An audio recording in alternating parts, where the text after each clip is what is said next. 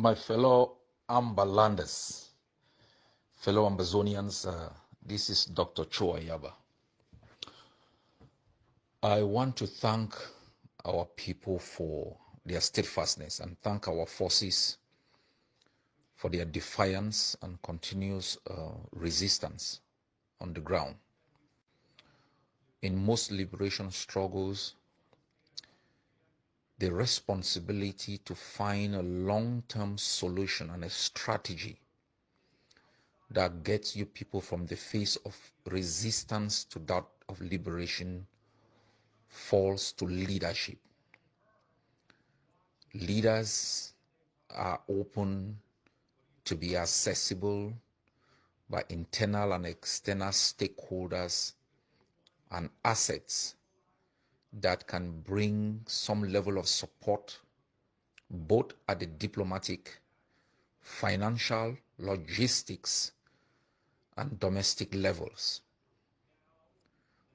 And I can assure each and every one of you that for the past 7 years, we have worked extremely very hard to project Ambazonia and to make it an international contender and to ensure that the world is informed, educated about who we are, where we are coming from, what we are fighting about, and what our vision for an independent Ambazonia looks like.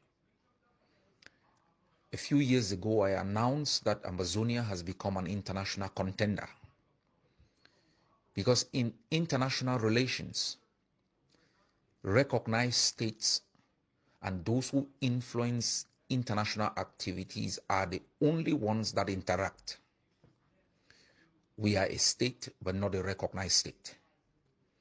We are a misunderstood state. We are a state that has been characterized by our enemies as a subservient state to that of La République du Cameroon. So we had a Herculean task unraveling the narrative constructed in the past 62 years and placing ourselves internationally not only as an actor, but also a contender that should be taken seriously.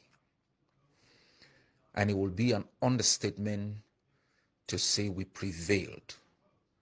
We have become an international state actor and taken seriously too.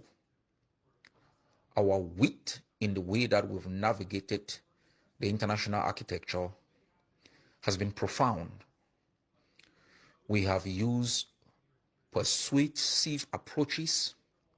We've combined our posture with our strength on the ground, and we have been able to give the international community an opportunity to make a choice between Ambazonia, that was the first democracy within the continent of Africa, with a democratic pluralism that saw a peaceful transition of power, with a corrupt oligarchy that has been ruled by two tyrants and whose method of international interaction is brutality, genocide, and chaos.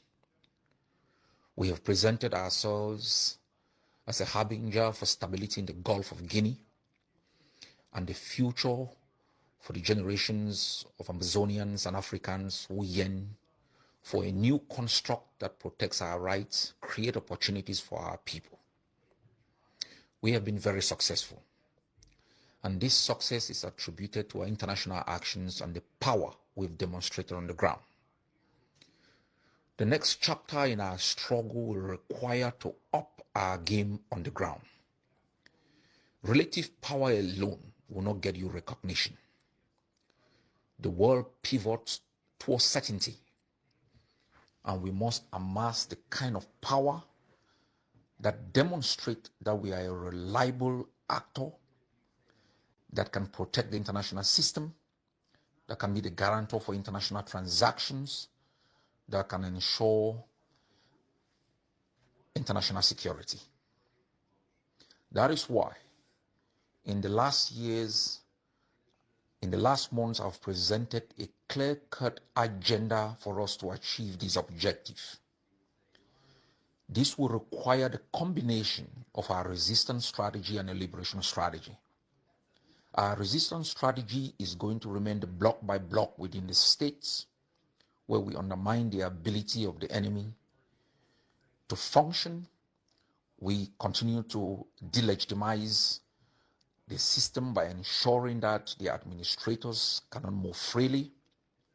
We continue to undermine the spies and enablers whose activities give legitimacy to Yaoundé and projects a kind of understanding that because there are certain Amazonians that work for La République, it means we have a divided focus. The resistance strategy is also going to ensure that the enemy does not amass wealth from our territory to continue to brutalize us. It projects Amazonian nationalism. Collective resistance on Monday also gives people a sense of war. It gives people a collective sense of being. It let those who are in jail understand that we mean well for them. It ensures that those who have lost their family members know that the reason for which their children died has not been forgotten. The liberation strategy must be the one that consolidates the little gains we make through resistance, ensuring that we can take our education to the level that is recognized internationally and give our people an alternative pathway to acquiring knowledge and ensuring that they can live a life worthy of their humanity. We have to also make sure that our collapsed public health sector is rebuilt, and to make sure that our population is healthy. Only a healthy population can be productive to create opportunities for themselves and for the next generation. We have to strengthen our military to ensure that they project themselves as the guarantor of the security of the Amazonian people, build a better relationship with our population, and protect our territorial integrity. For this to really happen and for us to bring back our IDPs into areas of safety and our refugees back, we need to take over states and protect them. That is why the liberation tax is very important. And I want to thank each and every one of you who has continuously paid their taxes, both in the diaspora and on ground. And I am very grateful to let you know that there has been discussions with other forces on the ground to make sure that they can adopt the liberation tax. It is not only going to create a financial opportunity, it is going to create an opportunity for the management of resources in a transparent and accountable manner. It is going to be the bridge between the governed and the governors. Our forces are the only governors for the moment on the ground. Our citizens are the people who can make these governing activities become legitimate. That interaction is punctuated through processes of accountability and transparency. For those who pay their taxes, will require those who receive the taxes to be accountable in the way that they are managed. Somebody asked me, what are you going to show as what you've done with the money? And I have answered this in this way. Even without having imposed taxes, we have showed you people an army. If you doubt it, watch the videos in the last 3 years of October 1.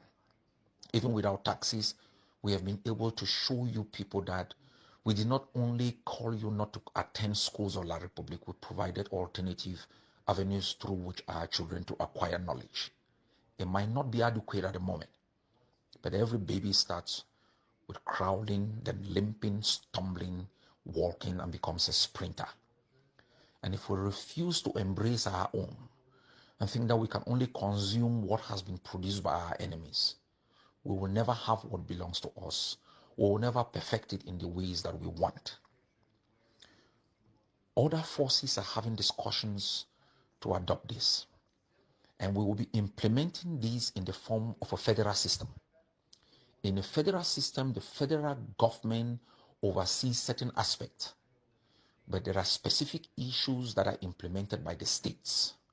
And in the same way, the liberation tax